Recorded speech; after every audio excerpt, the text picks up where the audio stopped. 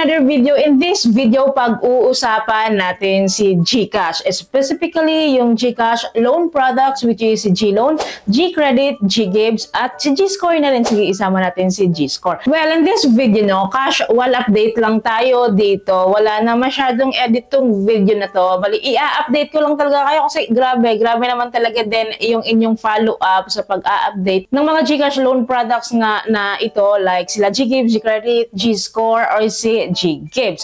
So, ayan, i-update natin. Kahit hindi related sa GCash, videos ko yung ina-upload. Talagang nagko-comment pa rin talaga yung mga viewers natin, which is, okay lang naman yun, no? So, at least, napapansin ko naman yun. Kahit off-topic siya. So, yun nga po, no? So, mag-update tayo ngayon. Kumusta na nga ba itong mga to? So, ito ha, based lang din naman to sa experience ko. I'm not expert on GCash loan products. Lahat na sinishare ko sa inyo is based lang din sa experience ko. Since matagal na rin akong GCash users or GCash loan products users po. So, kumusta nga ba yung aking GCash loan product? So, siguro simulan ko siya kay GLoan, no? Hindi naman lingi na talagang nagkapag-loan ako kay GLoan, no? Last year, nakapag-loan ako dyan. And endure ko po siya ng 1 year to pay. And last May lang na-paid ako dyan. So, I was expecting, tinapos ko yung 12 months to pay. I was expecting po na ako ay ma-offeran agad ng mas higher. That is because talagang tinapos ko yung loan term siya. Biro mo, 1 year to pay, tinapos ko yun. And then yun nga po, I was really disappointed that time because after my last payment po, no, binigyan niya ako ng offer na 3,000 pesos lang. So, grabe.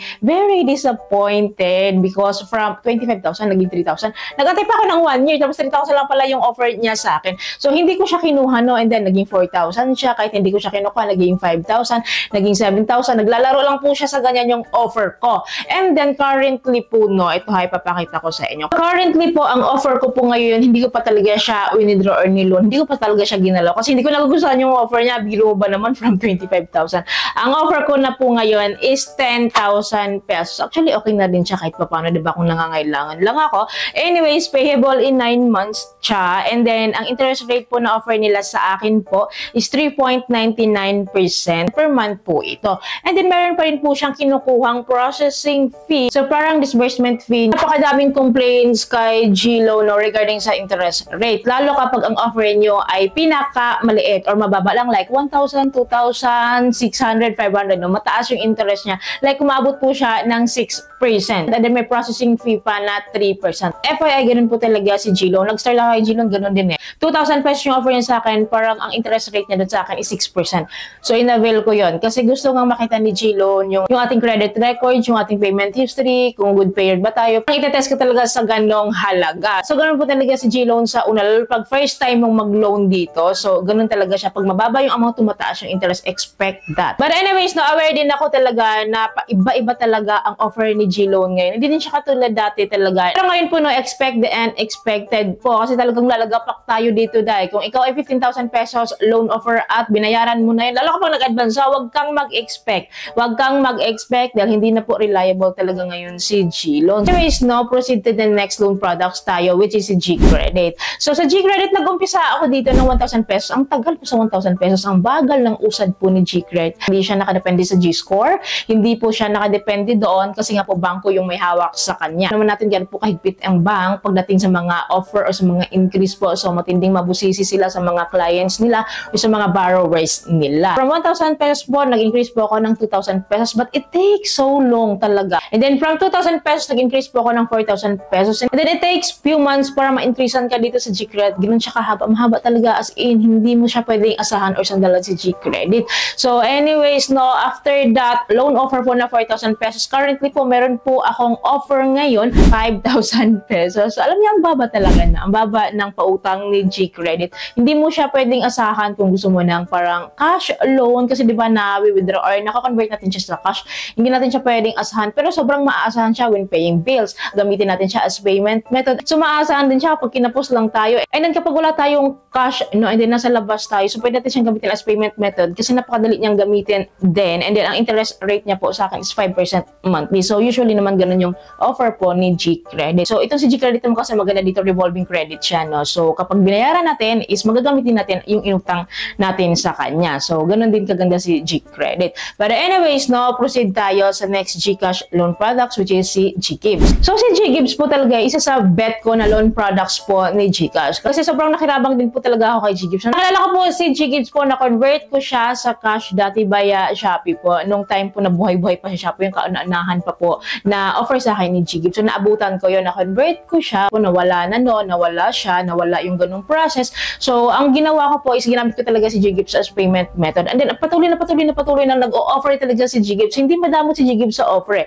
Lalo kapag mataas yung G-score mo at maganda yung G-score mo. Kasi for me kasi, mas maganda gamitin si G-Gibbs than home credit product loan. So, si home credit product loan kasi meron siyang down payment na hiningi, di ba? And then mataas yung interest. Ito ang kay G-Gibbs po. Share ko naman yun sa inyo, no? Ginagamit ko talaga siya as payment method. Alam nyo ba na na-offer na ako dito kay G-Gibbs after 100,000 pesos? Yes po, na-offer na ako last December. Limited offer lang daw yun. Pero tuwang-tuwa ako kasi legit talaga yung offer po ni G-Gibbs sa akin that time. So, ang ginawa ko binili ko po siya ng laptop, ng digital camera, as payment method sa mga shopping store po like sa SM Store, sa grocery, sa supermarket, and then sa dining po nagamit ko din yan si G-Gibbs. As in, gamit ko po si G-Gibbs. Ang sipag din talaga kasi mag-increase si G-Gibbs. Lalo na kapag natapos ka dito, hindi siya madamot. Like ngayon, makikita mo 10,000 yung offer mo, then next week naman naging 20 na, naging 25, naging 50, and then bababa na naman siya ng 25. Ganun, naglalaro lang siya. Tiyempohan mo lang talaga kung kailan mataas yung offer niya. Of course, depende yun sa G-score mo. I mean, currently po, hindi ko pa po maa-avail si G-Gibbs po, no? Kasi meron po akong current loan dito. Tatapusin ko muna siya. Malapit na rin siyang matapos. Actually, this January, matatapos ko na siya.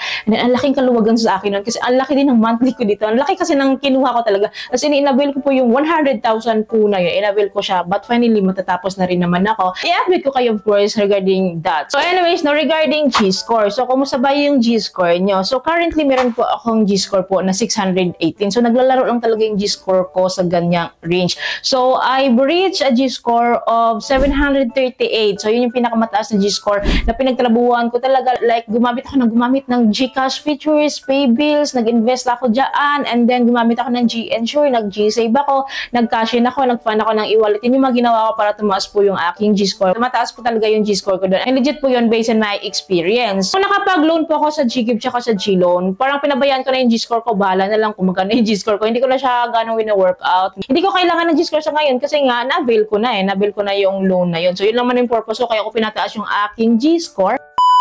Hello guys, pasensya na nalubod yung camera ko and ilalabas ko muna kayo, no? So, by the way, no, kung tatanungin nyo ako kung ano ba talaga ang G-score para ma-offeran tayo or mas mataasan yung offer sa atin, is ang sagot ko po dyan, of course, the higher the G-score, of course, the better po. Pero meron po na-offeran talaga na kahit mababa yung G-score, na-offeran sila.